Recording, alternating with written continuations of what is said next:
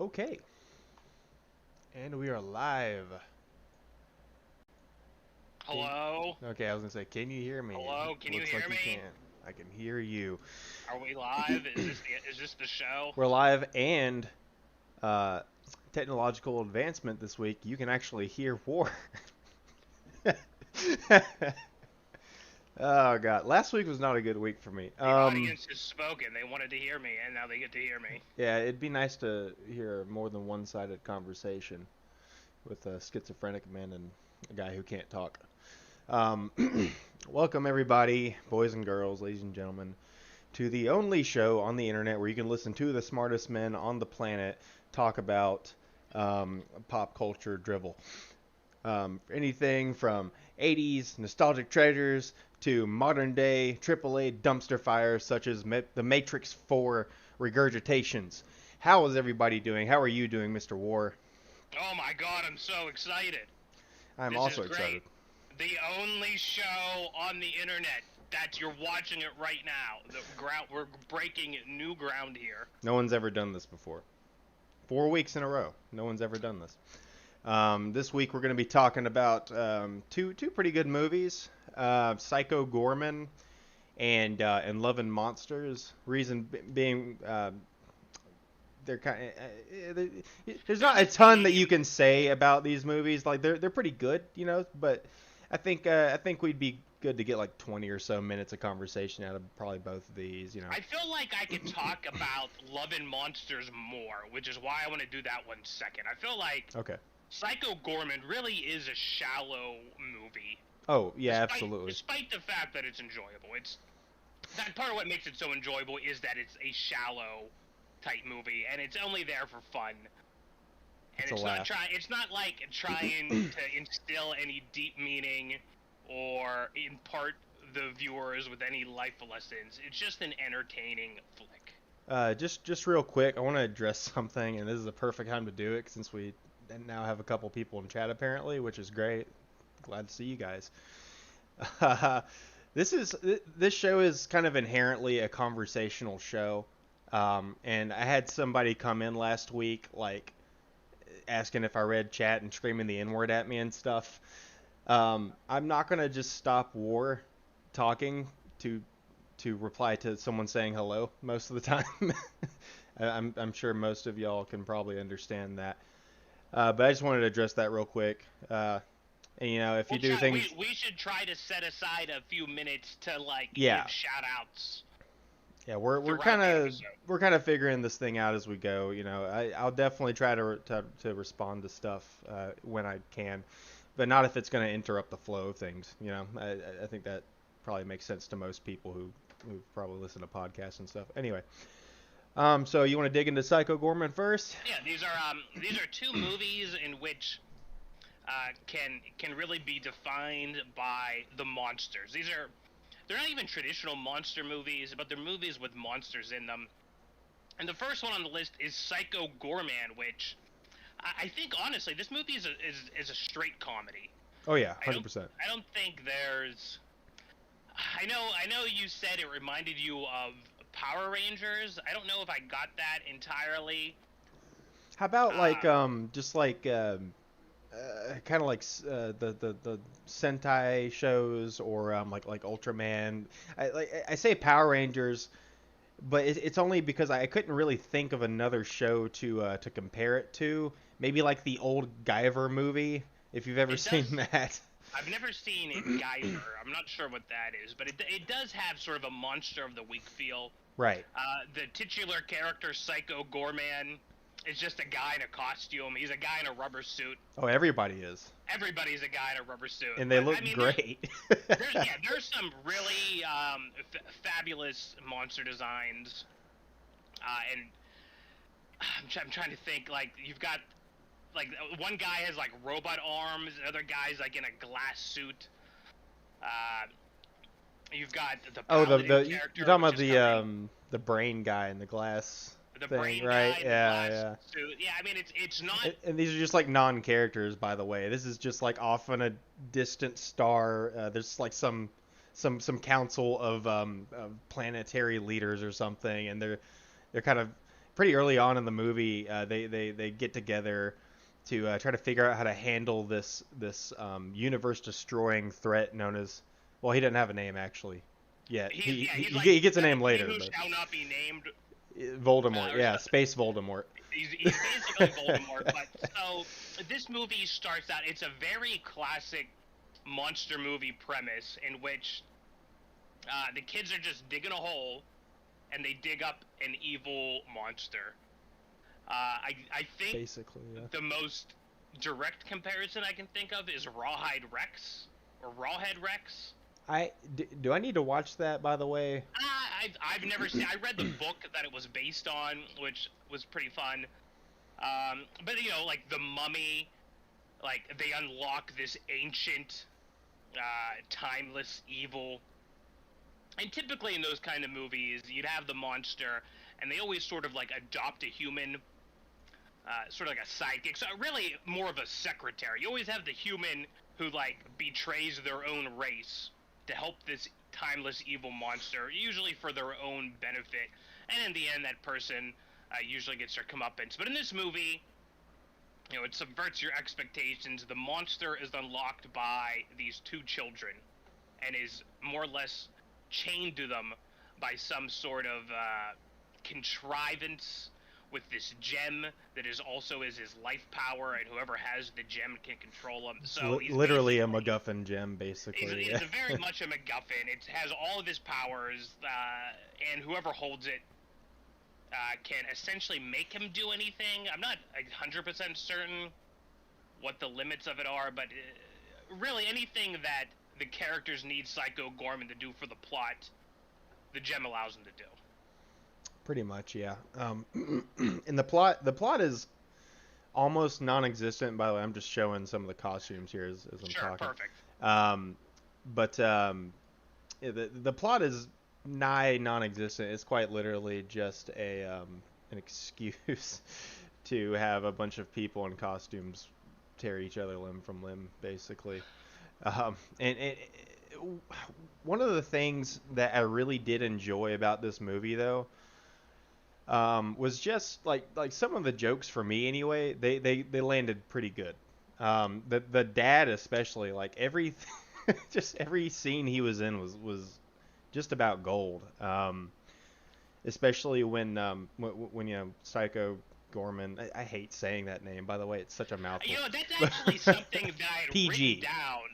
PG, the name Psycho Goreman is such a shitty name, and it doesn't sound like the way they come up with it. Like the two kids are yammering back and forth, like let's call him Ultimate Death Man, blah blah blah this, or blah blah blah that, and they settle on Psycho Goreman, which at no point does it sound cool or does it sound natural, and then they call him PG for short, presumably because the scriptwriters realize that you can't have people just saying, "Hey, Psycho Goreman, Psycho Goreman, Psycho Goreman."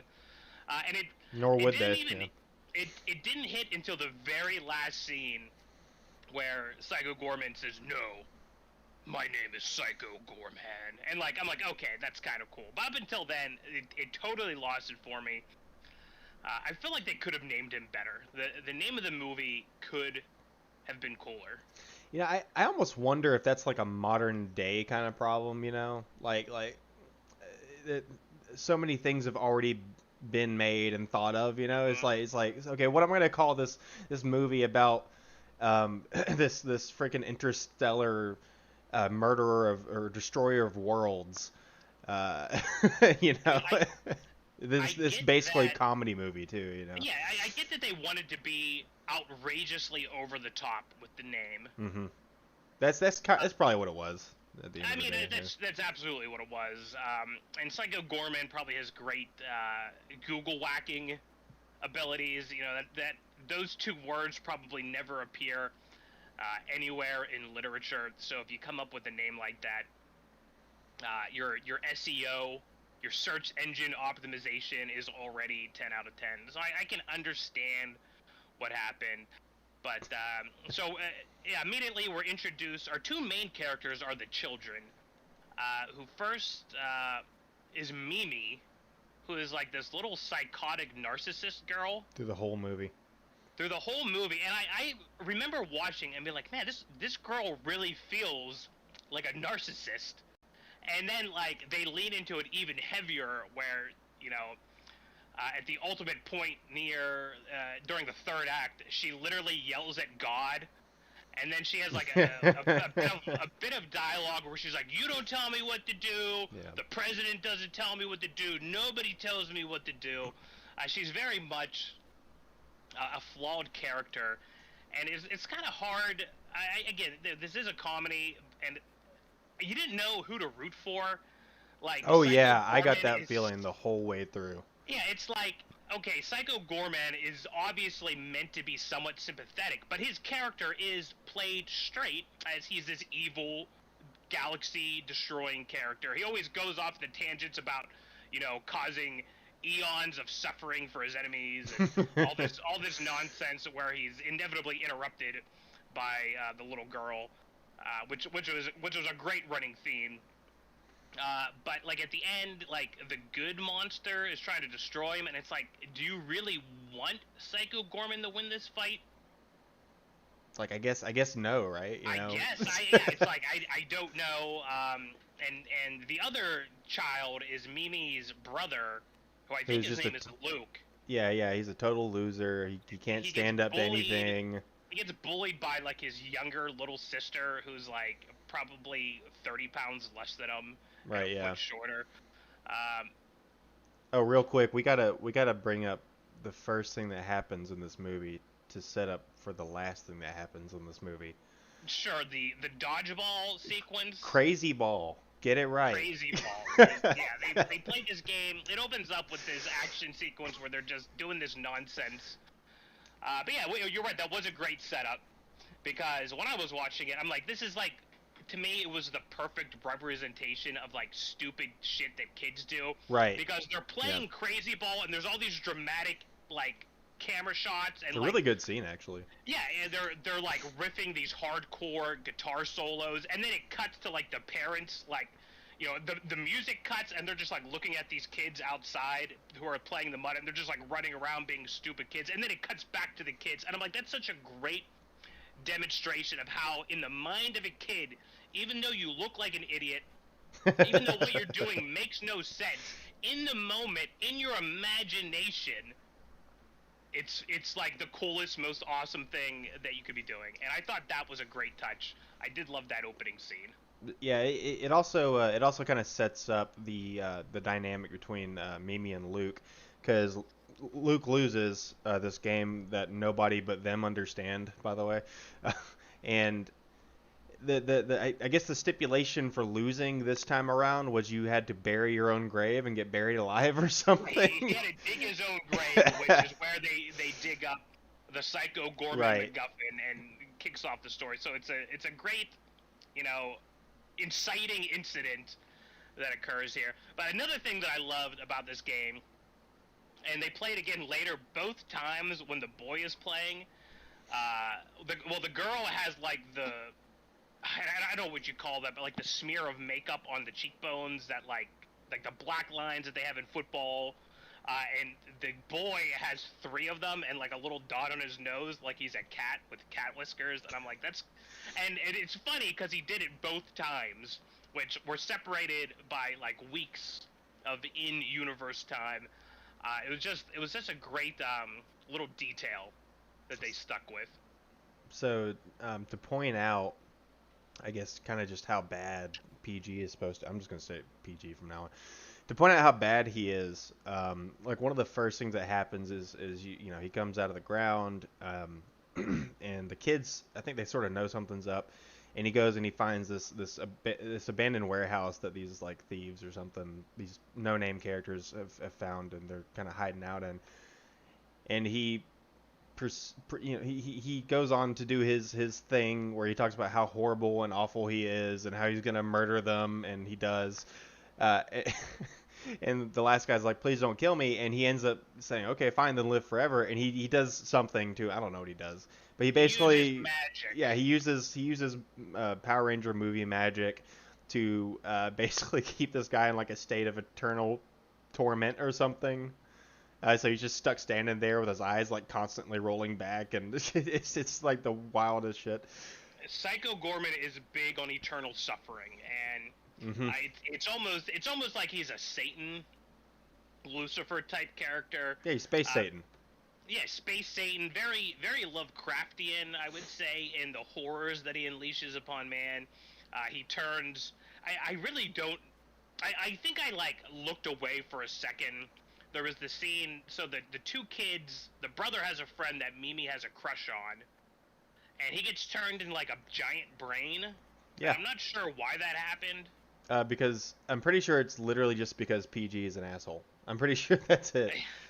Yeah, Because so she has a they have crush, and she's afraid that he's not going to reciprocate these feelings, which he doesn't. Uh, but PG claims that he can help her and him get together with some kind of magic potion or some, I don't forget what it was, but he did some Psycho Gorman stuff, and an and he can instant later basically snap his fingers and like stuff make anything happens. Yeah, just yeah, stuff he can happens. do it. There's no rule or anything limiting his power. He basically, except of course the gem. If Right, yeah. Mimi holding the gem tells him not to do something, he's unable to do it. But one thing that I really noticed throughout this movie was that little girl, phenomenal acting. Yeah, she's great. Like every line, like her delivery of all of her lines, and like her mannerisms, like the way she moved her body, or like blink, like to blink aggressively. I don't know how better to describe it. It's sort of something that I think you have to see. But she would deliver these lines and then like blink, and it's like, man, what? Like the way she comes across so snooty. There's a scene where she like pulls her glasses down. This is right after she yells at God, and as she's walking out of the room, she pulls her glasses down and like sort of looks left and right, and it's like, what? I think it's just great direction, and that really it sort of stood in contrast to another scene where she pulls her sunglasses down and she's like, "Mom," and like her mouth is hanging open, and that was just utterly unconvincing. But throughout the entire movie, her performance was impeccable, I feel. Yeah, I agree with that 100%. And honestly, everybody was pretty good. Funnily enough, Rich Evans from Red Letter Media is apparently in this movie. Later on, He's the washing machine character. It's yeah, like a washing machine of body parts. the later on, PG meets up with his, like, he contacts his interstellar posse who he ran with and destroyed planets with, Yeah, and these they generals. right, his generals, and they show up, and I'm kind of skipping ahead a little bit here, but there's really not too much. It's pretty much just a bunch of people want to kill PG. Like, at the end of the day, that's what the story is, and he's trying to get his gem back so he can kill everybody else. Sure, that's the one scene that I really did get those Power Ranger vibes, because like this group of monsters just appears in the middle of the woods. There's like very little preamble. There's no introduction of who all of these people are. They're just collectively referred to as his generals. And they don't even have And names, I don't yeah, think. there's no explanation. They just show up and this fight scene ensues, and it's like, okay, Oh, it's I don't need it explained to me. Like they said, like we're not like we don't want to work for you anymore. We like the way it is now, and then they fight, and I felt like, that really gave me those Power Ranger vibes where it's like, okay, yeah, they're a group of monsters. I think that's And where now I it's a got it the fight most too. Actually, was particularly that scene. Like, that was very Power Ranger-y to me. It reminded me of something else. I can't remember what it is right now, but um, yeah. So that's more or less the story of this whole movie. All the fight scenes, by the way, are horrible. Like, they aren't really fight scenes. And this isn't really a scary movie. Like, it's all True, comedy. true. Um, But they know it though. Like, it's all. the characters look great. Like I can't stress that Yeah. enough. Psycho Goreman looks great. The people that he fights, like every character, is so individual and so well defined. But in the same sense, there's also a feeling like you know who these characters are.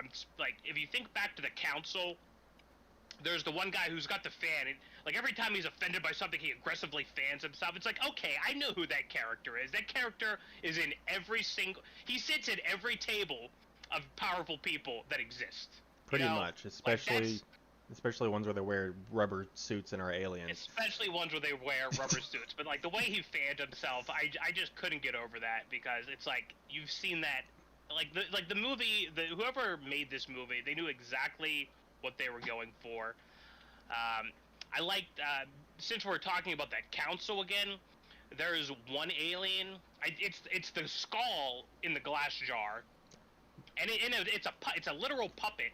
And despite the fact that it is portrayed as a skull with like a mandible and teeth, like when he's nervous, it does like the Kermit the Frog pucker, or like, and like the bones like curve, and it's so ridiculous because it doesn't make any sense physiologically. But it's like, okay, that's just a guy going like this. He's just, ooh, and Yeah, he, like, yeah, it's puckers his great. mouth in. Like the comedy beats. I mean, it's subtle comedy, really, despite the fact that everything's so over the top. Like those little funny things they slip in, just tickle me. There is one scene I definitely want to talk, or one little. It's a couple of scenes, but there's a character that kind of gets made about halfway through the movie. Hmm. Um, because PG can kind of, again, he can just do anything. There's no real rules. And they're like playing. Oh man, I forget what they're doing exactly, but they're at a basketball court and these cops show up, and they see this freaking monster basically wearing sunglasses and a hat, and they come out.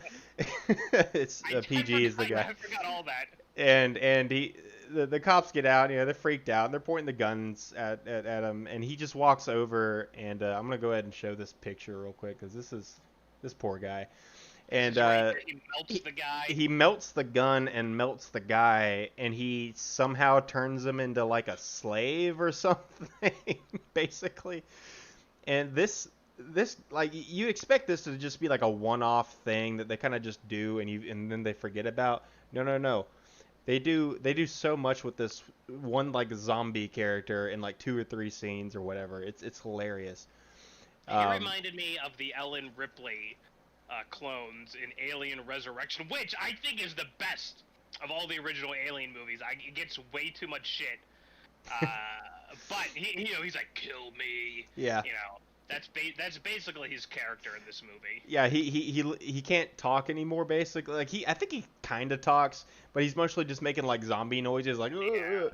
And there's a part that made me and my wife laugh our asses off.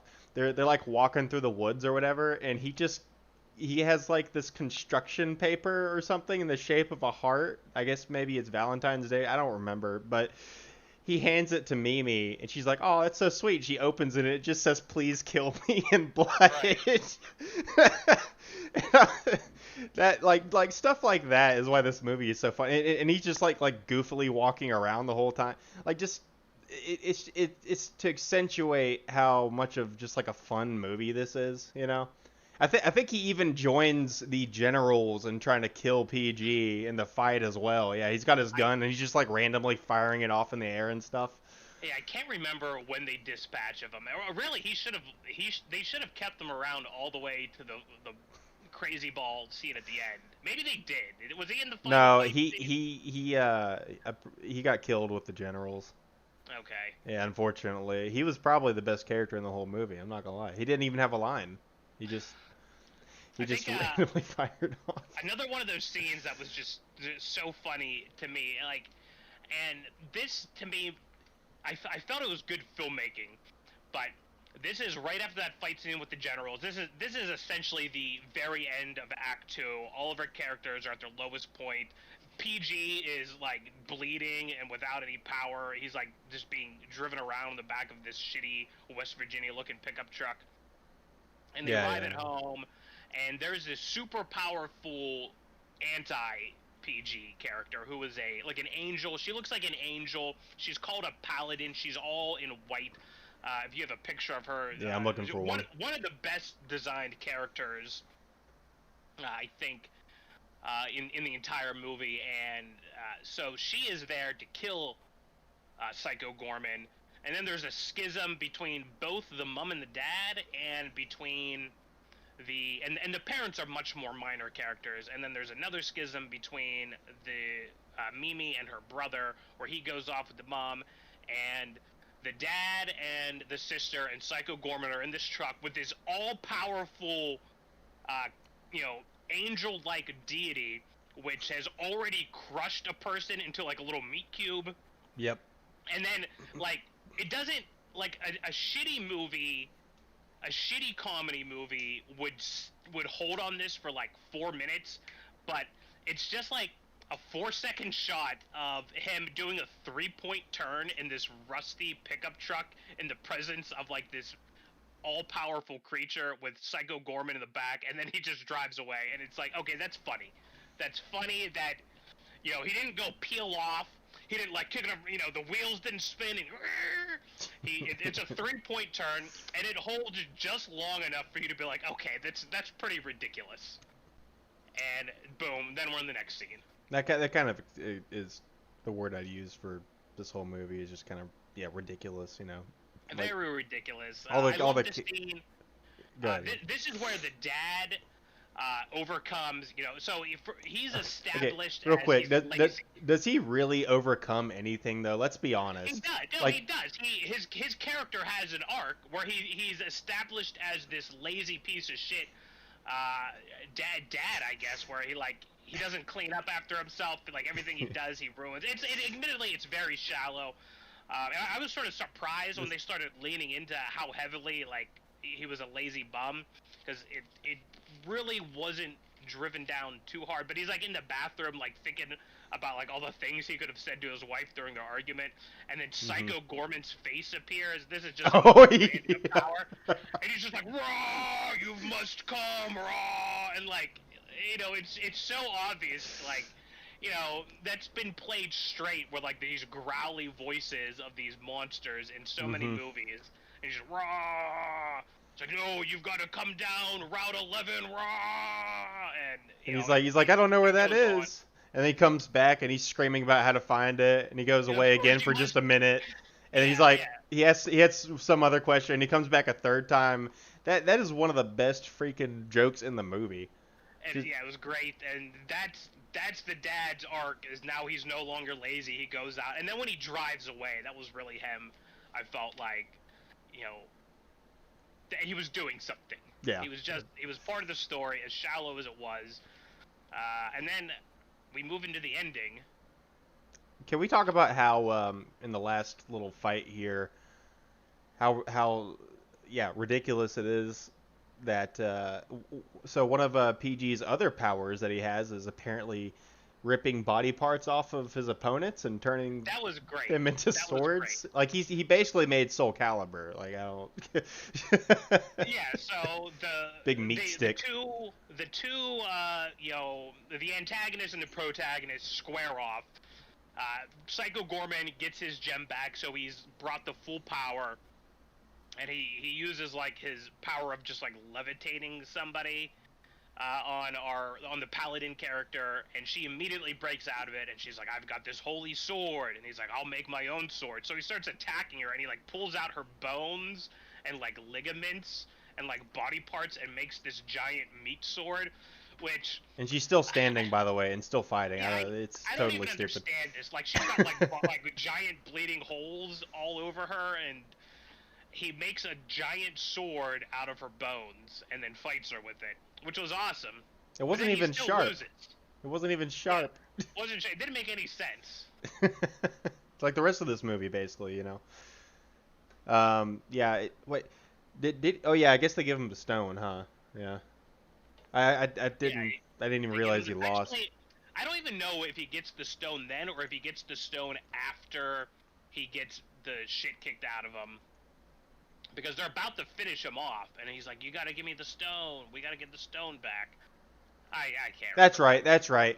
Because right here is the is Mimi's character arc, where she's just such a bitch, I don't even think she has that. She's literally about to murder her own brother with a rock that has bolts and screws sticking out of it. That she calls the Luke Killer. Oh, is that really what it was called? She calls it the Luke Killer or something like that. But yeah, there's this little scene here right before the climax, I guess, where he's basically expressing to her how she's so mean to him and she never apologizes for anything and this and that. And they had this little bit in the beginning where you find out that they can communicate through Morse code from knocking, basically. Mm-hmm. And so she knocks out an apology right before this whole thing, and then he throws gem, and then PG kills the paladin character. Well, no, then we have the no. He is essentially defeated, and he's like, as a warrior, you must grant me, a challenge. Like let me win a challenge. And I'm like, okay, they're gonna go. Oh, This is yeah, like yeah. this I is like totally their pick dropped of that. destiny, and they're gonna do that rock concert because they had a like there was a musical number earlier in the show in which PG is like playing the drums, and it's a pretty cringy song, which I get that it's kind of meant to be, but like the lyrics go, I'm the heckin' best, and like that word Oh heckin' yeah, oh yeah. just makes me it always makes me cringe because it just reminds me of like a 13-year-old kid on Reddit, like look at this heckin' pupper, this heckin' doggo. Reminds you of the time period that you're in. Yeah, it reminds me of stupid things Real life. that Zoomers say. Yeah. Like no one said mood at any point, but it was still still Mood. cringy. That flew over my head for a second. Yeah, that because luckily I never hear people say that. That's a blessing in my life.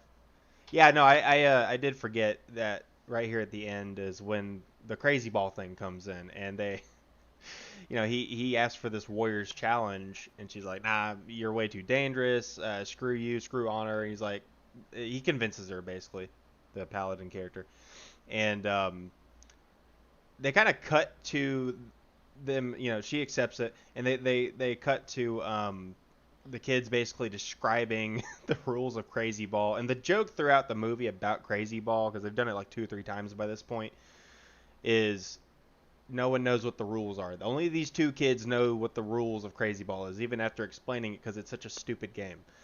And even they start the game, everyone's playing to the best of their ability. Like sometimes they know what's going on, most of the time they don't. But the one thing that everyone seemed to understand is the cross up, like where the balls hit each other, like the switcheroo. Right, they yeah. set up like there's a switch, and then like it happens, and like I don't remember who it is, but they go, "Oh, the switcheroo."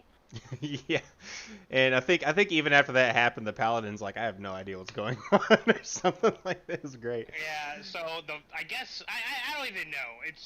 I watched this 2 days ago and I can't even remember what happened. But the finale is kind of wild. It's kind of all over the place. I don't know who wins or loses, but whatever happens, they decide to kill Psycho Goreman anyway.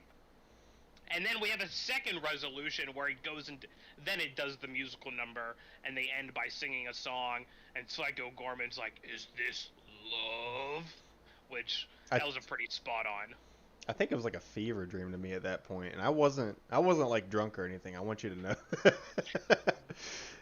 Yeah, the finale is kind of all over the place, but it's still really good. I really enjoyed everything about this movie, to be honest. Sure, it was fun. I would call this movie fun.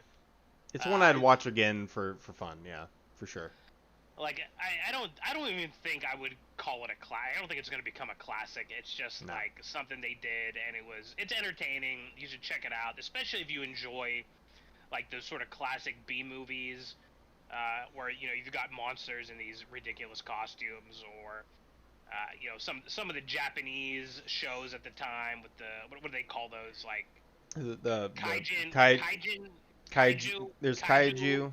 There's kaiju movie stuff like Godzilla and whatnot, and there's it's kind of like a Sentai. kaiju movie or a Sentai movie.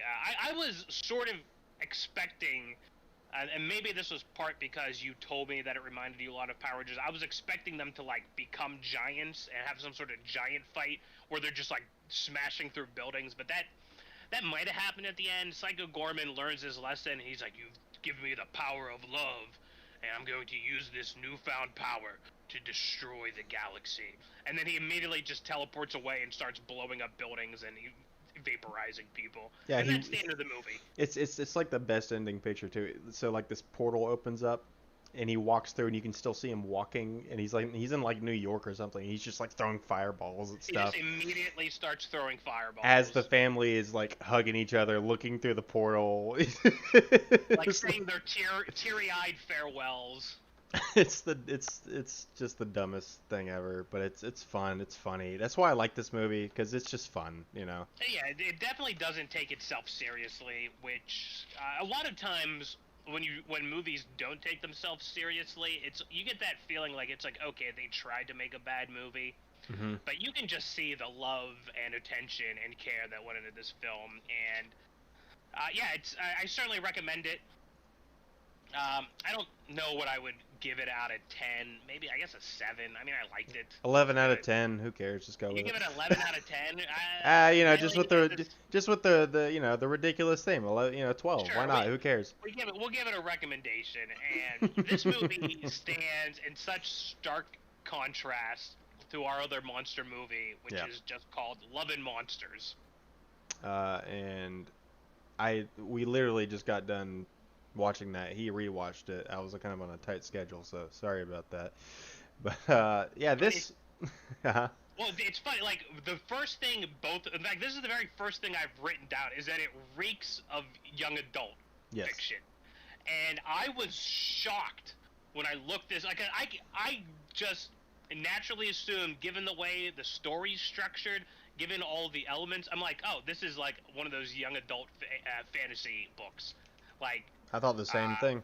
That was like my first note too. like Maze Runner or Hunger Games. Funny you should Like, say Maze Runner, by the way, because this stars Dylan O'Brien of the Maze is that Runner. the same guy? Yep.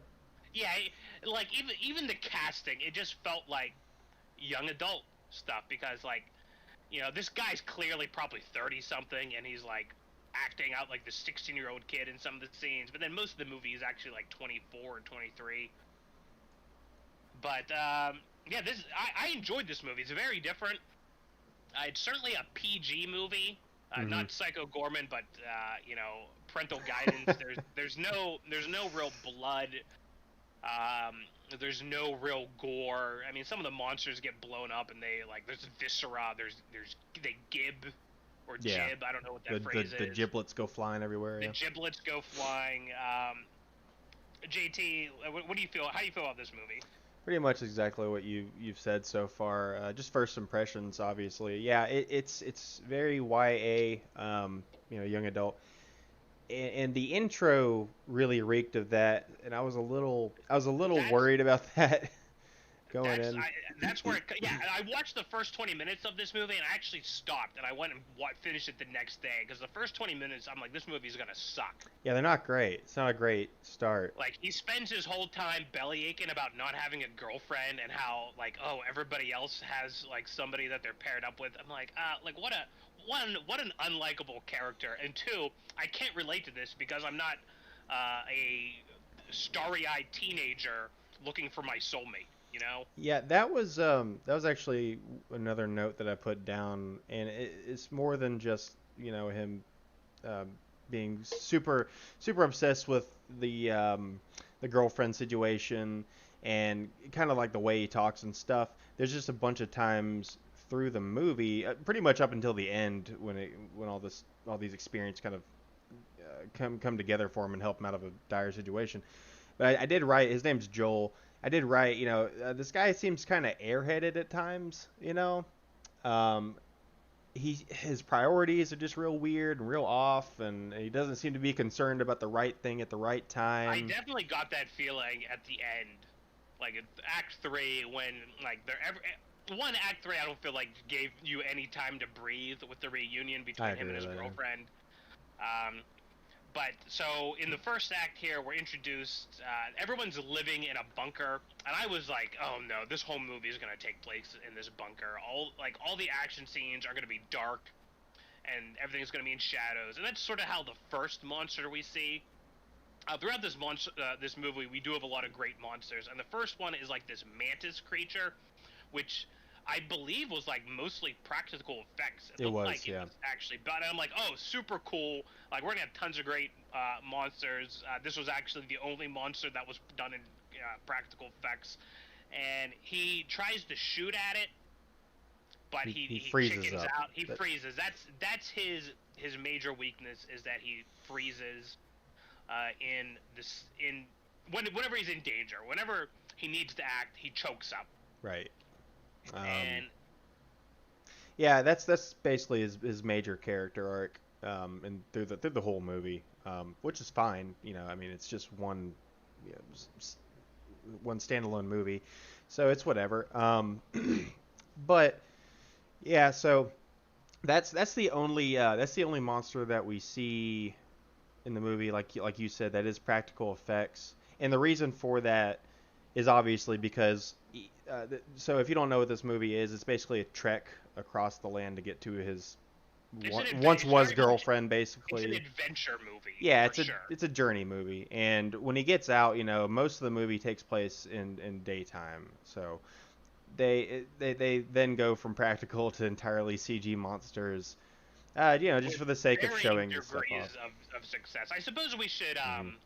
explain the premise. So what happened was there was an asteroid coming to hit the Earth, Hmm. and so they fired a bunch of rockets at it, a bunch of chemical rockets, and somehow the chemicals in the rockets rained back down and turned everything that was cold-blooded into monsters. Is the way it was described. So the monsters are like frogs, like amphibian-like lizards. Hmm. Even though we don't see a lizard, they mostly bugs. I think is Yeah, they mostly went with bugs here for some reason. I don't really know why, to be like the honest. first monster was like a praying mantis, like a big giant praying mantis looking thing. Is it okay? So That's what I got from it. I don't know. You could like you only saw like the silhouette of it behind the curtain before it came out, but it was some sort of bug. um, this might be kind of a dumb question. I know we're jumping around a little bit here, but later on, there are in a slower scene. He's talking to this robot. It's like the nicest robot on earth. I got some real like Fallout Mr. Handy vibes from this thing.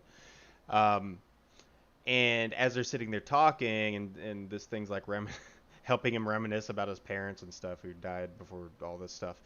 Um, sky jellies come floating on in. These Sky jellyfish. That's one of the best scenes in the movie. Oh, Don't listen to this guy. it looks great. Um, are are jellyfish cold blooded? They don't even have blood. They're made of like cytoplasm or something. I Remember, I we know literally jellyfish. They I could have been like the Avatar floating seeds. Like who knows what they were? Because like plant life was kind of mutated. Like there were those strange berries. There was like that magical serum plant. If you eat it, it cures your poison. Yeah, how about Like that Deus Ex plant? Yeah. Um, well, it was established. Like what this script is perfect because everything that comes up was previously established. no, it's just how he ran into it. But yeah. So I guess Act One really is just he's at this bunker, and he's kind of fed up with life, and he's fed up with being the only young adult character in this young adult book film, like He misses his girlfriend. who misses this Ugh. girl he used to be with before the Literally, whole thing. 95% of the human population is dead, as Uh-huh. stated in the opening monologue, and he's just, oh, my girlfriend's 83 miles away. And so he Even just though he talks to her frequently. well, no, I don't, it's not frequently. He just now figures out how to contact her colony through this ham radio. Uh-huh. And he decides after talking to her, okay, you know what? This is the only person who's ever made me really feel special, so I'm gonna go and just go after her without even asking what she's doing or if she's already with somebody or whatever. Well, he gets no respect. Also, there's the big battle with the mantis, and everyone's like, "No, you stay here because you're a little sissy boy. Yeah. You're a little sissy boy. You're a liability." So, I feel like as much as I hated the first act and as weak as I thought it was, it really for what they wanted to say in the movie, I felt like they actually didn't stick there long enough because he goes to leave and everyone's like, "Oh no, like they're crying. They're like, "We love you, don't go." Where it's like, okay, everything we've seen so far has been like these people berating him and more or less admitting to how useless he is. And all of those characters were like I don't know any of their names. Nope. Well, one was Like named Tim. I do remember that. I think one was named Roy too, but I don't know if like these were the same people that rescued him in that flashback. you really don't know any of those characters, and like watching this, I'm like, oh, it was probably more well established in the book, because the whole time I watched this, I'm thinking of like, okay, this was based on a book. In the book? And, What book? yeah, there is no book. This is based on a book, but it's not a book. Yeah, it's funny, but thankfully he leaves soon and he begins his trek. And it's a lot of fun. You know, we see monster after monster with each of his and they're all interesting. And Yeah, they all look great. they're all different, and it reminded me actually of The Mist in terms of monster design, because every monster was just so unique and different from one another. Like, it wasn't like, oh, you know, there's ants, and it's like every monster is like another ant, or Yeah, kind of like a crappy, cheesy or sci-fi movie or something. like Tremors, where every monster is the graboids, and this movie does have a graboid monster. But right away, during his journey, one of the first things I noticed, and this is when he like meets up with his dog. I think that's pretty much the first event. He meets up with a dog that's named Boy. Yeah, which in it's almost ridiculous. This dog saves him from this toad, which the toad looked great coming out, and it was wet. Mm-hmm. But then when it's running around, it looked terrible. I thought the toad, when it was crashing through things, it looked like jittery, like the frame rate didn't match up with the movie. It almost looked like a stop motion animation. I didn't. I was not a personally fan get of the that, toad. I thought the toad looked bad. Do you disagree? I don't personally care for like giant fantasy toads. Like Well, I mean, there's like certain giant critters that have just never drawn my attention. You know what I mean? Big toads is one of them. Big toads, giant spiders most of the time. Like it's so like. Well, I'm glad they didn't go with giant spiders. Me too. That would be. I don't know if I've ever seen a giant toad. I have. I mean, you know, you play enough video games, you're gonna see a giant toad. It's just how it goes. I'm sure, but so he meets this dog in this trailer, and fortunately, there's a giant graphic on the wall that says "boy," and the dog also has a pillow that says "boy." So it's spelled out like, you know. Normally, he would like look at the color and be like, "Oh, your name's Boy," but no, it's like he finds this dog in a shrine built around the dog, and there's like, there's even like a little toy of the dog, like a little like doll that was like pinned to the ceiling above where this person slept. Oh, and on the because it's like a trailer, on the door of the trailer, someone drew like a little silhouette of the dog. I noticed that on the way Oh, out really? there. Yeah. I mean, there's like pictures of the dog, and honestly, I feel like that was one of the things that I didn't have closure on, because so much of this dog's identity was its connection with its previous owner, and he has like the shirt, like his previous owner's shirt that he carries with him. Mm-hmm. And I was like, okay, like they're gonna come across like this person's ultimate fate, and then that's gonna like seal the bonding between the dog and the boy, because you know, the dog's previous owner is dead or was eaten, or maybe they would find her, maybe she's alive. I don't know. Really, that's like that person's dropped. That really seems like it's only there because there's one scene in which the dress comes back into play. But what I wanted to say was so convincing about this movie, and this is like one of the first things I noticed about like all these outdoor scenes, and he's playing with the dog, and all of the grass is tall, and it's, you know, just a complete mess. And I'm like, this is exactly, it's been 7 years since the apocalypse started, and I think back to like those screenshots people take of The Walking Dead, and they're like, you know, through the town and the zombies are chasing them, and like all of the lawns are like perfectly well mowed and totally maintained, even though like apparently zombies have been running about for 45 days now.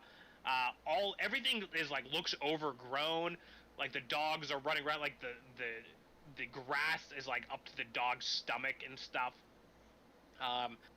The panoramic shots and like the landscape shots all have like these little details that are digitally added in. Like you can see a tank just like rusting. You see a lot of dead animal corpses. One of my favorites is he's walking along this bridge, and underwater there's like a like a school bus laying on top of like a giant dead insect. Oh yeah, With, that was a great scene. that was a great that like the visuals of that were so cool. But Earlier on, another one that really stuck out to me was he's walking through the forest and you just see like giant spider webs and like spider mhm. eggs on stuff. So there was a giant spider somewhere in the movie. We just didn't get to see it, which is Which perfectly fine. refreshing. That was refreshing. Like I Yeah. remember, like almost immediately he walks into this forest that's covered in spider webs. It's like, oh, okay. Like this was still when I'm like rolling my eyes at this movie. Right. But then later, like the mountain with like the big hole in it, and there's like a giant slide down the side of the mountain. That was awesome. Like what giant monster, plowed through there. You can see like a giant, like termite mound or like a giant ant hill. They just Or do like a really good job.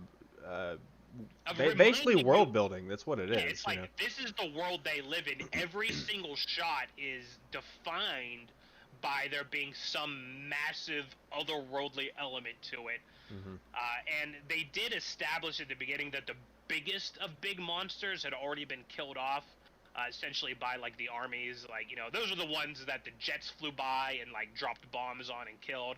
And then of course humanity eventually lost the fight to like the more moderately sized one. Most of the monsters are still probably 10 to 15 feet tall, I would say on average. Something like that. Uh, I think not not tremendous, like the but second biggest one that we see, because there's like a giant crab at the end. A second biggest one is this one that in the Chumbler, I is guess that what the we're talking about? no, it's not yet. You don't. I don't think we ever see the Chumbler. He looks down and they show the Chumbler like munching through the forest. That's the only you only see the back half of That's it. right. That's right. Yeah, you see it sort of like looking for him. Yeah, I guess that's technically the biggest one you see. But there's one later at I guess like the tail end of Act Two, where this giant centipede shows up. Like that's probably the second or third biggest one in the movie. It also They're all looks. pretty big. There's like the big graboid thing. Hmm. Yeah. The big there's the snail. So I guess the The Chumbler snail. is The the snail next. was the coolest looking one to me. I actually really like the snail. It looked fantastic. So it reminded me of that Pokemon, the turtle with like the ground on its back. It's like an island or something. Oh, Torterra. Yeah. Torterra, and they were in the Pokemon Detective Pikachu movie. That's And they the were, only like, reason I stalking know around. that. Yeah, and like that's essentially what this snail was. Like its back was like this big group of boulders, and like that I think was a practical effect. They had like, I'm assuming it was like faux boulders placed on some sort of like moving cart that they then like dragged through the woods, but they like film a scene with that as the background, and then it starts like the whole thing starts to move, and the snail's head turns around, and that was probably one of the best looking monsters, and that is where we find out that some of these monsters have a heart, and they're not all aggressive. And Joel actually meets these two survivors, one of whom is played by Michael Michael Rooker, Rooker. who I always confuse him with the guy who plays the T-1000 in Terminator 2. But he's so great. He has such like a rough, gravelly voice that makes him sound like such a badass, but he delivers his lines so softly, and it like I don't know anyone else who can seem so badass while speaking so softly, aside from maybe like Antoine Chigurh from No Country for Old Men. Oh yeah. But he was great in this movie, I thought.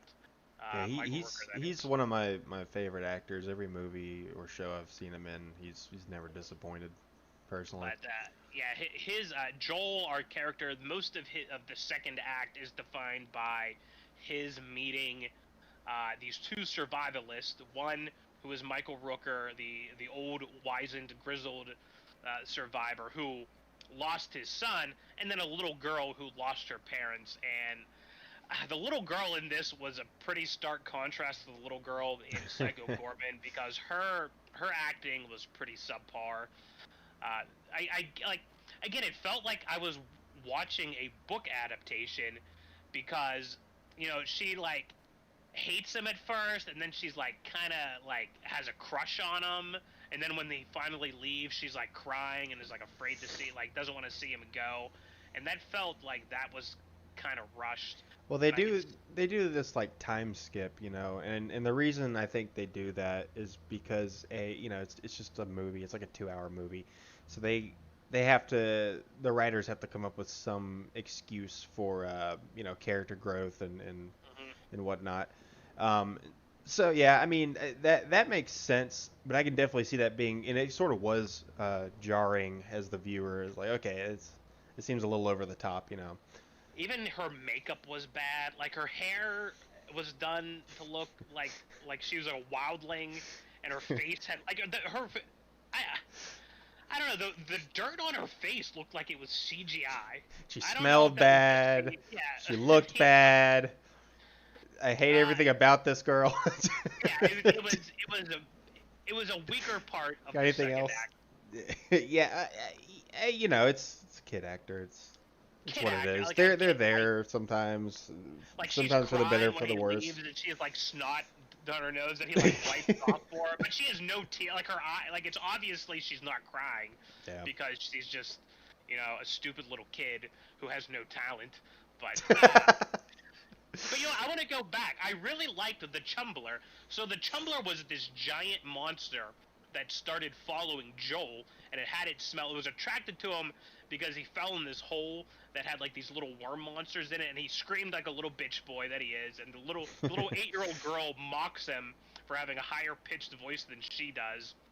And so this thing starts following them, but it's slow, and it's like that's such a great threat in a movie because it's a constant like if there's ever a part where the characters can just do nothing, like that's a bad story. Like there should always be something pushing characters on because they could have like can't like I get that they always said it's like, oh, you either can sleep or eat, but Never both. never. But which I sort of get the reasoning, but like at any point they could have holed up in a cave for like 2 or 3 days presumably and like gotten their strength. But if you have this monster that's slowly following them, which you know obviously It Follows is the movie that comes to mind. That's just it's a great constant threat that is pushing them. Like they have to constantly keep moving to keep ahead of this thing. But when they meet the snail, he takes Michael Rooker's character takes Joel's shirt and like sticks it into his shell so that the snail drags it away. And he's like, "Ah, they'll lose our scent now." And I felt like that sort of deflated the tension a bit Yeah. because again, just having that slow like monster creeping up on you that's just giant and it's all powerful and it like it could be right behind you right now. Like it's such a great concept and I felt they threw that away. I didn't like that. Yeah, But because you never see it again after the snail you never thing. see it again, even though it's built up as being like at the time it's like oh it's this giant monster, and it's something that's a serious risk, and they even show again they show the back half of it, and it's like okay the big juicy payoff is going to be when this thing emerges, but it's never seen again, and again that's like something that makes me think that it's like okay maybe that scene was cut from the final screenplay because of course in a book you can have that happen, Or but something. you don't have 4 hours in a movie to really bring every scene to life. But again, this wasn't based on a book. They just wrote out the Chumbler, or rather, they resolved that issue. Well, I think With the ultimately snail. to put a cap on it, I think ultimately the whole purpose of that little arc or whatever, it was literally just because all of Act Two is just about these two people teaching Joel how to survive. That's all it is. Hmm. And that was just part of that. That was kind of how they resolved the rest of it. I think. I think he does like a little bit of archery training and stuff afterwards. Sure, which That's I about it. swear in the beginning he bragged about what a marksman he was. Yeah, he Because said he it was like a hobby of his. he shoots something and he hits the bullseye, but then later when he's outside on this hunting party, and it's like okay, like he's got this great skill with his marksmanship, but he always freezes and he never squeezes the shot off, as we saw during the Mantis. But then he immediately starts target practicing with these two characters, and he's a shit shot, despite the fact that the audience watched him shoot a bullseye earlier. I think writers just forget things sometimes, and production Maybe. people sign off on them, and then you get Screen Rant. But to round up Act Two here. Hold on, we still have two more monster scenes in Act Two. Oh, We've do got we? the Shoot. centipede. Yeah, so we've got the centipede scene, Right. which the That's centipede is probably the second greatest looking monster. it was pretty good. This What's the other giant one? centipede. And then we've got the graboid, which was the queen sand gobbler, I think is what they Okay. called it. Yeah, So the centipede I remember. scene. This is where Joel uh, overcomes his hurdle, and I felt this part was sloppy. So first they hear something, and the dog runs and hides. Yeah, kind of Uh, was sloppy, wasn't it? Yeah.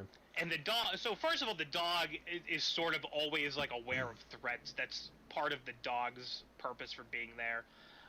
And they run and hide, but they literally run and hide right on top of this centipede. But I mean, fine. The centipede comes up, and I love centipedes. I have always, and I love giant centipedes. That's always been something that I've tried to work into my own fiction that I've written. And so like the centipede's tail end like sort of sneaks up and knocks him down, and then this is where Joel has his epiphany. He freezes up again, and then he flashes back to when the threat first started and they were escaping the city, and this is where his parents die. And Horribly, mind this you. is I mean, it's so sloppy. So like, it starts out, and you see like these big giant like monster legs coming, It's which is Godzilla. almost if you've ever seen The Mist, it's the monster at the end of The Mist that walks over the car. This is that same monster, except it literally. And again, so this You is only, where it's you only see its sloppy. foot, really. You only see Yeah. its feet. One, the death is sloppy. So like you saw a couple clips of like these giant legs in the background, but the car's wrecked, like the door's jammed, and it's like, Mom, get out! And then like a giant foot comes down and just immediately crushes them. Like you don't have like that shaking, like that boom, boom of like all these feet. Like you don't have that shadow looming over. There's no tension. It's just boom out of nowhere. This foot comes down.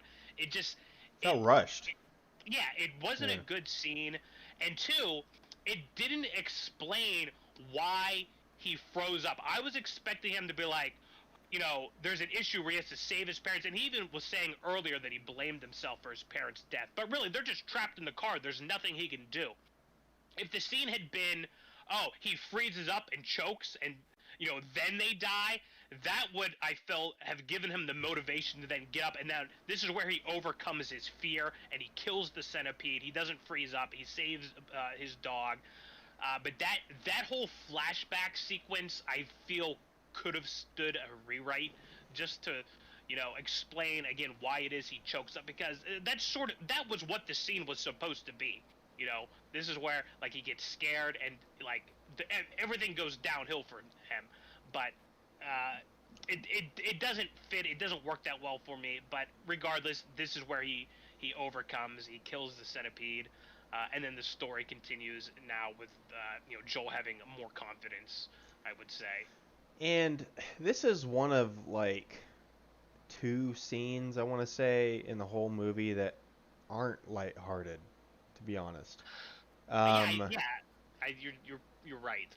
yeah, most like 90% of this movie is a pretty lighthearted tone for a movie about giant monsters who've killed Sure, most of the world's population.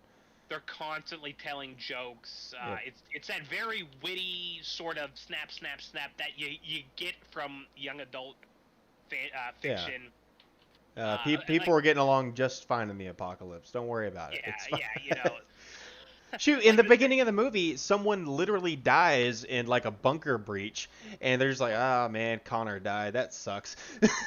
Like, that's like, that. oh god, minestrone again. Like, yeah, it's. But again, that's where like I feel like the rating, like this is like a movie that like a 12-year-old would watch and It's would for love. teens. Yeah. You could probably watch this as young as 8. I don't know. Some of the monsters might scare you, but even then, like the monsters are mostly harmless looking. Otherwise, like the toad, like really isn't Kind of gross threatening looking. That's the worst part. like the centipede is probably terrifying, and then the other monster is literally just a ripoff of the graboids from the Tremors movies, and this all right. So one of the scenes, we establish very quickly that this thing is blind and it like hears footsteps. He throws something and then it runs and it like comes up underground. This is literally the plot of every Tremors movie, and he chases them to the edge of a river embankment, and Joel and the dog hide in a tree stump, and this is where the CGI really shows its limitations. This scene is the exact same scene from Jurassic Park with the Velociraptors in the kitchen. It's the exact same scene from War of the Worlds, also directed by Steven Spielberg, in which the aliens are creeping through the basement and Tom Cruise is like hiding, or like the big arm thing from the tripods snakes in. And what this scene needed was a practical effect in the foreground, because it's got these little tentacles that reach out and sort of are near Joel's face as he's just like, closing his eyes. And it was just so obvious that this was just a guy in a prop in front of a green screen. He made no reaction to the like the little tentacle arm moving by his head. Like if you had like a rubber, because there are plenty of small scale practical effects used in this movie, and if you had like a rubber arm, like, and like, he's like flinching from as it like brushes like near his head and that was like making sound, I feel like that would have made that scene 1,000 times better. But I'm gonna chalk that up. You've got this is this director's second feature-length film. So the Velociraptors in Jurassic Park were mostly CGI, but when that claw comes over the edge of the island that the kids are leaning up against, that's a real claw, and it's like tick tick tick tick tick tick, and like that's what makes that scene so memorable. Even I don't know if there were any practical effects in the basement scene from War of the Worlds. Maybe some of like the snaking thing coming through, but it was this scene again. It was just so obvious that everything was CGI and that the character was just like pretending, and he's just the director's telling him just look scared. He's like trying to hold the dog, but the dog is obviously a well-trained movie dog. Very well trained. It's even that dog isn't like following through the scene well. But that leads, so the dog then runs out to grab the dress, brings the graboid back after it flees, and this is sort of like every buddy movie where two people team up. The dog and Joel have an argument and they split up. And yeah. How about that? It's just yelling at the dog. Like every one of those scenes, where the like right at the end, it's right at the end of Act 2, which is where you always have the following out scene in every single comedy buddy movie. And so this is where our heroes is at their lowest. They split up. They hate each other. Joel gets poisoned. He falls to the ground. I don't think the dog hates him. I think the dog just ran away. To be honest, the dog gets mad. He yells at the dog, and the dog goes, and he turns and he runs away. Like the dog whimpers. Yeah, he's basically mad that the dog bailed on him in this particular. It was a stupid scene. I felt like. Yeah, it wasn't great. Like he's just I get like how much can you work with story wise when it's just one human and one dog, but again I can forgive it. Like the movie is just so fun and so entertaining. It's lighthearted, and it really does feel good watching this movie, and it's not like Psycho Goreman. It doesn't have a hard R rating. So okay, yeah, the dog and the person argue with each other, and then they get mad and they split up. That sounds so dumb. That takes it into the third act, right? He's rescued by his girlfriend, and we are now the rest of the movie then takes place at I think was her name Kim. It's Amy with Amy. An I and two E's. Amy with an I and two E's. I like that little saying there. That was perfect. You know what? When I started watching this movie, one of the reasons I thought the whole thing was going to take place in this bunker was because they introduced that Mavis sex robot character, and you're like, like her batteries are dead, It's but not I still actually a love her. sex robot. It's a sex robot. So, all right. So, and honestly, that whole inclusion here. So this is obviously a sci-fi movie because we're dealing with giant monsters.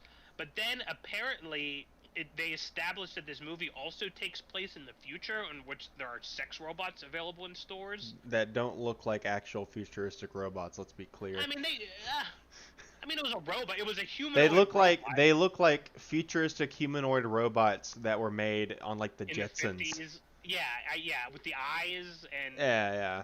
I mean, like, they're you fine, mentioned but Fallout, right? yeah, a little the bit of character that. that's like what's the character that's like the computer monitor? Oh, This is from Fallout New Vegas, I think. I didn't play He's much like of the New Vegas. president or something. He's like a computer monitor, or the robot from Inscription. You know, it just flashes Yeah, like emojis on its face. Something like PO3 or whatever his name is. Yeah. But they do establish that these sex robots exist in this world. I'm like, oh, okay, this robot's they're obviously gonna repair this robot and it's gonna like save the day at some point. But then he leaves, and I'm like, okay, great. I'm so glad they abandoned that whole stupid. It was kind of a nice little scene though. It was sort of like a closure scene. It was heartwarming. Yeah. You know, this is where the character has now overcome his fear, and he sort of the robot throws his dead mother's face on its own face, and he sort of gets to say all of the things. In fact, it's honestly, it's so like hold your hand. Like the robot says, "Is there anything that you would like to have said to your dead mother that you didn't get the chance to say?" It's like, okay, like we know what this scene is, but it's so spelled out. But again, you know, it works. The robot in itself has some good comedic relief. It was a bit telegraphed. Like she started playing "Stand by Me," Yeah. which is another movie that this movie I think really takes some. Really, the leech scene is almost verbatim from the "Stand by Me." Similar leech scene, except he didn't have one on his dick, which I was waiting for. Like he starts like undoing buttons. And I'm like, oh, there's gonna be a leech on his dick. And then you get poisoned by the leeches. He got poisoned by the leeches. But the robot's playing this song, and it's like, okay, we've already established that the battery's dying. I'm like, this robot is gonna die dramatically during the song, and that's exactly what happened. And that's when the flying jellyfish also appear. The flying jellyfish that only I have a problem with. You have a problem? I mean, like, you've already suspended your disbelief for, like, everything in this movie. The guy's like, yeah, lizards can't climb. Jellyfish don't fly for no reason. Have no peripheral vision. But then, hey, we're already over an hour into these two reviews. You thought we were gonna have trouble filling up this much time, but I guess we're good at running our mouths. So we get to the third season, or the third act. Joel was reunited with Amy, his love, and I was expecting him to get there and she'd be like, "Oh, I've got a boyfriend." Something like that happens. Like that was obviously what was gonna happen. Right, and this is where I literally wrote down. I said, "This movie story is incredibly predictable," because what happens is he didn't ask like any questions or anything. He got a feeling, he got excited, and he decided to go on this crazy adventure to go find his. Basically, I guess they were technically boyfriend and girlfriend. They were kissing and stuff. They were. I don't know if he ever smashed. Like they were going into the back of the car. I think they were about to. And then like the rockets all fired off. That was a good scene. Like the rockets coming off. But she goes on to explain how the years have been. You know, they've changed her, and she recently, last year, they sort of she hints that she lost like a boyfriend or like a loved one. Yeah, so she did have a boyfriend, but the boyfriend had been dead for a year, which I was like, okay, like it's time to move on, honey cakes. Like the 95% of the human race died. You got to start popping up some new human generations, so get over that shit. The point being is I saw this coming from a mile away. He's there and he's rejected. Right, yeah. I was expecting the boyfriend to be alive and there'd be that rivalry that he ends up actually having with the character who's just called Cap because he's a captain of a yacht. Yeah, he's a captain of a yacht. There's that one character who's like, why do they call him Cap? Because he's a captain of a yacht, you moron. It's like, Yeah, and another thing that was weird. So this colony, this colony is at a beach. It looks awesome, and it's like on the other, like they like drilled a mine through this like rocky cliff, and then they're in Mhm. this like super secluded spot of the beach. It looks super safe, but then for whatever reason, the entire colony is all like grandmas and grandpas, except for Amy with one eye and two E's, which I don't know why that was the case, and if she was the only young one there, was her boyfriend that she lost also a grandpa? Don't These ask are the questions. questions. These Don't are the ask questions. questions I have. I gotta admit, Act 3 to me was kind of the weakest part as far as kind of just how stuff came together. It was super Uh, rushed. it was very Here's rushed. yeah, here's some bad guys to be bad guys to give give us a reason to have Joel sort of like have all the stuff that happened culminate into like this action scene. There's a giant crab that these There's a bad guys huge are crab using. battle. Yeah, there's a crab battle. Got to fit in the crab battle moniker. Um, there's a giant crab that these guys are using as like an underwater sort of horse, basically. It Yeah, tows their yacht around, yeah. which it didn't make sense. I thought it was gonna be like something that would swim. Like I don't think crabs swim, right? Like No, they don't. They they don't walk. swim. So I you kind of wouldn't be didn't able to go expect out. it.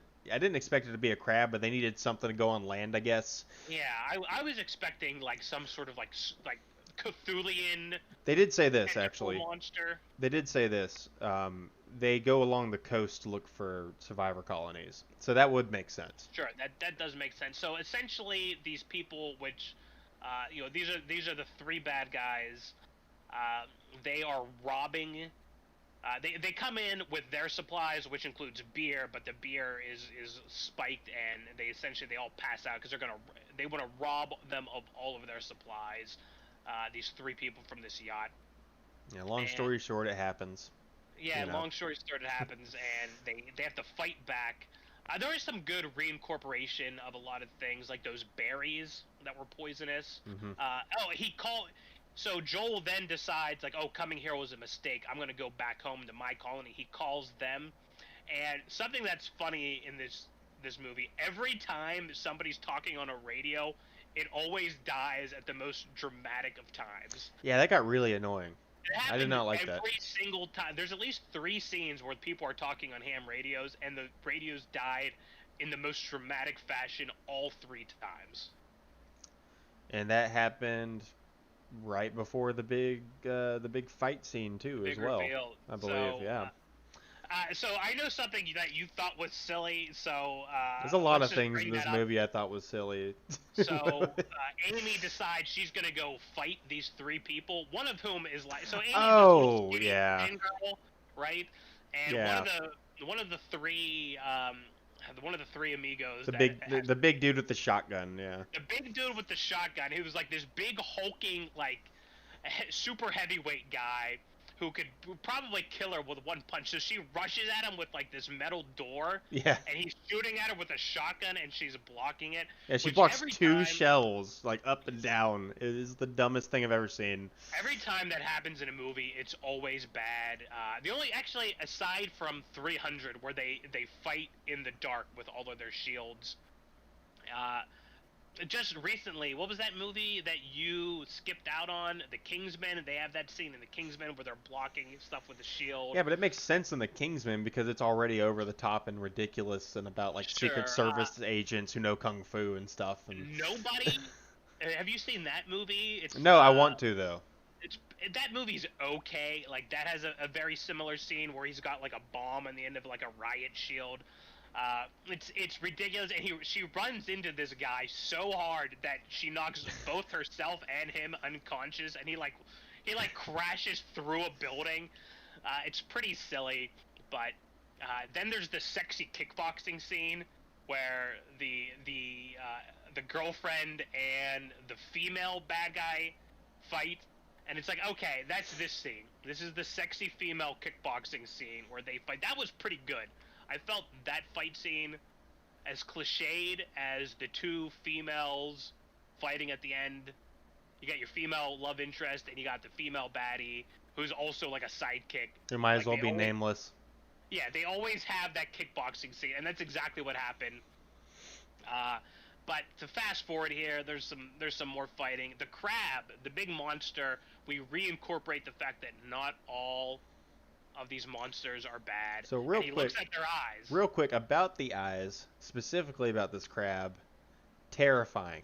They use like people eyes. You said that. You said that before, and you're like, this monster has literally human eyes, and Yeah, that was the thing. And he I like hated looks it. into the crab's eyes. He's like, oh, like I I see into your soul, and then he frees the crab. The crab's on a chain. It's being like electroshocked by right, yeah. Captain Evil. Captain Um, Evil. and that's essentially the end. The crab then goes off. There's a terrible CGI scene where the crab lifts up the woman and she punches the thing, and then it's clear she's just punching air. She's like hitting something and her hand just stops. I don't know if you saw that, JT, God. but she's like, I want to even go rewind and show you that scene because she's punching nothing, like she's clearly just pretending there's a giant crab holding her, and it's a terrible CGI shot. But the crab eats all three of the bad guys. Bubble hated the ending because the crab dies, even though the crab doesn't die. She just thought that for some reason. And who is Bubble? War. Bubble will be here on this podcast one of these days, I'm Yeah, sure. I would, if she'd be willing anyway. I would like to have her on. She's a pretty fun person. But yeah, the crab eats everybody. Very anticlimactic, to be honest. He just kind of like goes over to the ship and like tilts it over and just like shovels them into his mouth. That's the gist of it. I think the funniest part though was like you see like a zoomed out shot and the crab's just over there just like tearing the ship apart and throwing stuff into the ocean. That was great. That was throwing great. a tantrum basically. I was surprised by how small the crab looked compared to the yacht. But yeah, this is like the scene like who was the one bad guy from Game of Thrones who everybody hated? Not Joffrey. The bastard. Oh man, what the heck is that? I didn't watch Game of Thrones, but I got to hear like everyone else talk about it all the time.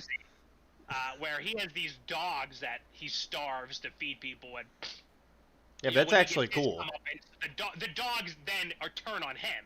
Yeah. You know, like that's that scene where you. That's so cliche though. Like that happens a lot. Everything in this script is really like super cliche. Yeah. It's telegraphed, but you know it's the reason those cliches exist is because that is how you tell a whole story, at least in like a 2-hour window, in which much of this movie is about a journey through like this wilderness. Like, how do you do all that in 2 hours? Well, it's like, okay, you gotta have this scene, you gotta have that scene, you gotta have that scene, and this movie does all of that. And I should have looked up who did the screenplay. I don't know if it was the director, but I think it's solid, even though you've got so much of that formulaic stuff. I think the best parts about the movie, just real quick, was just the traversal stuff, the journey stuff, like that. It's very much an adventure movie. And when he's making his journey, that's obvious. Like, luckily, that does make up the bulk of the film because it's the best part. He goes. Mm-hmm. I sort of thought it was silly. They kept saying like it's 85 miles. It's gonna take you 7 days to travel 85. Like, and even at the end, he's like, I traveled 85 miles to meet the love of my life. It's like, okay, like, is that really that dramatic? Like, does it take 7 days, even hiking, to go? And like, it's established that they're never sleeping. They travel for like 3 days with only stopping for the most minute of breaks. I felt that the very hardline 85-mile number they gave was kind of ridiculous. Silly. Yeah. A little silly. Like, okay, even if it was 85 miles as the crow flies, like, he should have been diverted and like, oh, we're gonna have to go around. It's gonna, this is. This monster took out this bridge or something. Like, it felt silly that they were acting like 85 miles, which I'm sure plenty of people. It's just like a guaranteed thing, basically. Like, yeah. I used to travel 40 miles to go to work. Like 80 miles seems like nothing. Like, you could walk in an hour 4 miles, right? Oh yeah, I see what you're saying. It might not take as long as they. It shouldn't, like, 85 miles isn't this grand journey. Like even 150 miles, I think would have been a better baseline for what's going on. And then don't like say like, well, it's going to take 7 days, but then it takes him 10 days, and everyone thinks that he's died because he's had to face so many It's unexpected it's past challenges. it's past 7 days. He's not called on the ham Yeah, radio yet. He must be dead. the fact that they kept saying 7 days multiple times, it's like okay, like it would have been more interesting if it took him 10 days because it was so difficult, or if it was like further.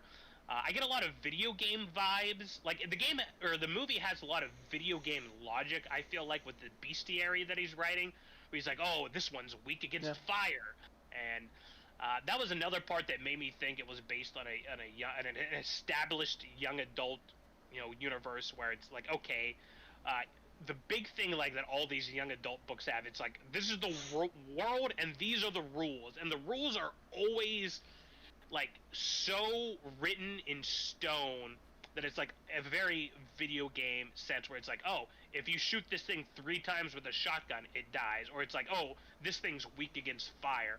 Whereas like in real life, you don't really have that hard line, uh, Hmm. and that's something that made me think that like, okay, this really is geared towards younger people that might have a very simplistic um, outlining Yeah, of sure, these kind sure. of challenges. Which I will again, it works for me, but I will say like just as a last little thing for me anyway. I did kind of like the guide, and I liked how it sort of did like it did a time skip on the beginning of the movie where he's like it's before the fall and he's like drawing a picture of Amy, and it's mhm. like the worst picture ever, and she gets him Colored these pencils. I yeah, wanted these to bring colored up these pencils. colored pencils. Right, yeah, he gets art supplies basically, and A package of colored pencils that he's been drawing with for 7 years. right, and he's gotten really good, and you can see that in the art as well. It's really nice, and I like how he had that development, and I also do kind of have a soft spot for like the Wasteland Survival Guide kind of stuff, Mm. and kind of how those things get made. Sure, One it's like fun. one of my favorite. I haven't read it in a long time, so it might suck. But one of my favorite books from high school was the Zombie Survival Guide by Max Okay, Brooks. Max Brooks. Yeah, because that book just did a lot of really interesting things as far as the whole zombie thing goes. It actually has like an origin story, and it doesn't work exactly like most zombies do, and it's just very detailed and interesting. So to see that sort of reflected in a movie a little bit, and in what I thought was a pretty good way, is really cool. You see, when he was making that drawing, I had sort of gotten the impression that he made the drawing bad on purpose just to be funny. I, But I don't maybe know. maybe maybe he was a bad artist at the beginning of the movie and he got better. But yeah, the illustrations of the monsters when they were flipping through the book, like that was such a great prop. Hmm. Everything looked great, and the colored pencil look worked for me. And they sort of used that drawing in both the beginning and the end, like when they were sort of just narrating some of the scenes. Uh, yeah, the what did he call it? The Uh, apocalypse survival. I can't remember. I totally Well, it was forgot. volume 1 though, and then at the end, in the final sequence. So the really the end of the movie is they decide they're all going to go up to the mountains, where the two survivalist characters went, and I love that really everything was wrapped up at the end. Like he goes back to his home base. They're having their own problems because they're being breached more and more readily by these insect monsters, and Joel returns there, and they all go to the mountains. And then in the final scene, they cut to the mountain with the two survivalist characters, and they've got like their shack up there, and there's like an elk head, and then next to it there's like giant insect heads mounted uh, on the wall. And I'm like, that's a great touch. And that was the end of the movie. It left me feeling good. Left me like again just the creativity in all the monster designs. Uh, and they had more. Like it felt like it was a part of a larger world, especially Yeah, with that yeah. guide. And there were drawings of monsters that we had never seen, but that Joel had encountered in the past. And then in the intervening scenes between, the destruction or the freeing of the crab monster and returning to his home, Oh, and the movie had Arcade Fire in it, the greatest band of all time. Make sure to jot that down, huh? Yeah, I did write that down. It says Arcade Fire. So good music. Stand by Me. I don't know if they played that song specifically to reference the movie Stand by Me as well, because both films are I could see really a it. coming of age story. Basically, yeah. The I will say that the all the visuals I was pretty happy with. Maybe the survivors could have been a bit dirtier. Like everyone was pretty, again, young adult, like cleaned up sort of looking, you Yeah, know. like they've But all got perfect teeth. That's something that I complain about in almost every movie like this, or like a lot of fantasy movies, where they don't even have basic hygiene. They don't have running water, but everyone's teeth are just so straight and like obviously bleached. hmm They hmm every actor uses you know bleach or some sort of tooth whitening strip. I don't know what rich people do with their teeth, Cocaine probably. but it always takes me out of it. You see these movies and everyone's just got perfect teeth. Like where are you getting your toothpaste from, huh? Yeah. Like where's it? Like who? Where? Like you guys are growing plants underground and eating potatoes, and like making scavenging runs for like expired cans of Yeah, they spam. probably don't have toothpaste. Where's your toothpaste coming from? That's one of the details that always takes me out. And I don't know if you Yeah. can see it, but in the back there, he takes it very seriously. What does it say? Brush your teeth back there somewhere? Don't you have a Oh sign? yeah. Brush. This is literally my brush your teeth.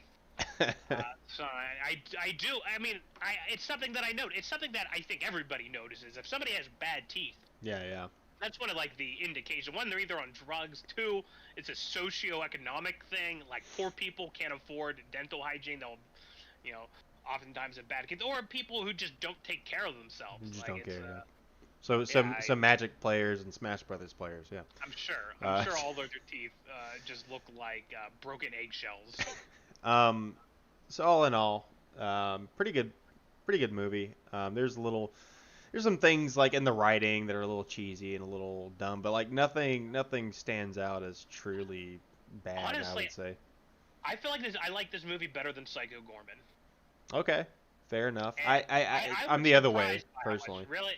Yeah, I like both. I have a lot of fun with Psycho Gorman, and I'm kind of the kind of guy where if I really want to sit down and enjoy a good story, either A, I'm gonna run into it on accident because I tend to binge a lot of movies, um, like on Netflix and stuff. Like I'll find something interesting, and watch it, and sometimes I run into a gem, and sometimes it's like a really good story thing, and sometimes it's Psycho Gorman, you know, and Lord of the Rings is always something I go back to. Like, I don't You got a lot of free time if you're going back to Lord of the late. Rings. No, not all the time. It's like once every couple of years. But yeah, it's just I really value my time with stuff, and if something doesn't blow me away, like I'll watch it once, I might go, it was fine, you know. And that's kind of what I feel about Love and Monsters is it was fine. I really liked a lot of the visual stuff. I actually like Dylan O'Brien as an actor. He's decent, you know. I really liked Maze Runner, the first one. The second one was hot garbage. Um, but that first movie is really good, and I kind of followed him from there, um, as well as Michael Rooker. You know, they had some pretty good actors in this movie. They did. So overall, I liked it. You know, but Psycho Gorman just had me laughing the whole time, and that's I value stuff like that. You know, Hmm. that's kind of the best way I can put it. I think expectations might have had a play because, again, like the first act of this movie, when he's just like belly aching about being a little sissy boy who misses his girlfriend, I'm like, this movie's gonna suck. Oh, so maybe you kind of got more out of it. Yeah, and Yeah. like I was really surprised. Whereas Psycho Gorman, I'm like, okay, this sounds like it's right up my alley. And so like I was already expecting a lot of it, a lot from it, and not to say that it didn't meet my expectations, but it didn't blow me away. Whereas this movie, not that Love and Monsters blew me away either, but it certainly surprised me with how much I liked it. And when it ended, I was like, wow, I really have to admit that is like as juvenile as a lot of the themes felt. Like, it was a good movie. I liked it. I walked away happy. I'm like, that was a good use of my time. I enjoyed it. So I would say that I recommend Love and Monsters more than Psycho Gorman, but they're so different. I don't know. Watch them both. You know, they're or if you're not into gore, don't watch Love and Monsters. If you or don't watch Psycho Gorman, or if you're not Don't into watch gore, the one don't with watch gore in Psycho the Gorman. name. If you're not into like, um, I really I don't even know what in Love and Monsters would turn away your average viewer. For me, I think I like it just because it's a classic adventure tale, and I love the hero's quest. This Love and Monsters is the hero's quest, Hmm. and that speaks to me. It's a tale as old as time. It's go People all the love way the hero's back journey, for go sure. all the way back to the Odyssey. You Yeah. know, it's the oldest story. It's the oldest fiction story anyway, It's the one that works and the this was a best, too. great. Yeah, I mean, we have how many Legend of Zelda games, you know? sure. Yeah, I mean, you see it everywhere because it's such a class. Everybody wants to go and he literally gets the call to adventure. It's an actual call that he gets on the ham radio. He's like, I'm gonna go out, seek my destiny. Yeah, he has a noble quest. He even calls it his quest. He explains like the whole part with the sex robot. It's just them spelling out what the movie is. He's like, I'm on a quest for love, and she's like, how romantic. um, I guess with that, any last thoughts, or I would you have no call that last last thoughts. thoughts? This has gone on so long. I feel like we could have done an episode on each of these individually because we're on We the probably better part should of 2 have. hours. It's fine. uh, yeah, I mean, I really didn't. In all honesty, I really didn't know exactly how much we were going to be able to squeeze out of these. But you experiment, you figure stuff out. I'm happy with it one way or another. Not a lot of dead air from what I could tell. That's always a good sign. Where can the viewers find you, Mr. War? Again, I'm on Twitter at War and Whiskey. That's War underscore and underscore Whiskey. Um, yeah, come if you want to find me, come find me on Twitter. I got a link to a Discord. Come or tweet at me. Tell us what movies we should do next, Yeah. because that is something that we sort of struggle on. Especially, I feel like today's climate. Like, I don't want to talk about Marvel movies ever. Like, I never want to go watch the new Marvel movie and then talk about it. Yeah, Like, I what can we mean, add? because What how can many I add? people? I mean, I know this is the only show where two idiots, or I'm This is sorry, the two only show. geniuses talk about pop culture stuff. But I mean, how many people on their day to day talk about Marvel movies? I mean, No Way Home came out like the second it came out, it was already talked to death. Let's be Mhm. honest. And I saw it; it was fine. But I already know everyone and their mom was just talking that movie up like crazy because it crap happened at work. like my workplace had an outing for that movie. So why? I mean, I It's could. like Star Wars. We're never gonna come here Yeah. and talk about the new Star Wars movie. I don't think. I honestly, I God, feel like no. The Matrix was the biggest, most That was a mainstream good movie one. we've done so far. That was a good But one because The Matrix is just inherently interesting to talk about. yeah, There's not. even that's pretty niche. I feel like I don't it didn't have a huge box. I mean, it was tremendously impactful in pop culture when it came out. Mhm. But I felt like when Matrix Resurrections came out, nobody really cared. I don't think anybody cared about that movie except for people like us who grew up on the Matrix. But Who just wanted to crap on it all day and yeah, if night. you've got like interesting, like lesser known movies, like I feel like Love and Monsters was the perfect movie to talk about. I wouldn't mind talking about The Proprietor. I think is the next movie that I'd like to rewatch that because I have a lot of opinions on that. I'll look into it. We should maybe look at that for the next movie night because I wouldn't mind seeing that again. But yeah, tweet at us. You're at JTFM. Yeah, I'm Tweet at at either of us. We wanna know- JTFM across all social media. So yeah, like you said, just give us any ideas, give us feedback, tell us what we did good, tell us what we suck at, and we'll go from there. And really appreciate anybody who watched this or who watches this or listens to this. You can find this on, I believe, all major podcast networks, so Apple and all that stuff. And it's Oh my God! It's been set that way up from the beginning, by the way. I don't think I ever told you that, War. but yeah, so you can find us pretty much anywhere. Just look up ColleidoCast, COLLEIDO cast. And I guess till next time, same time every week, Thursday at 7 p.m. EST.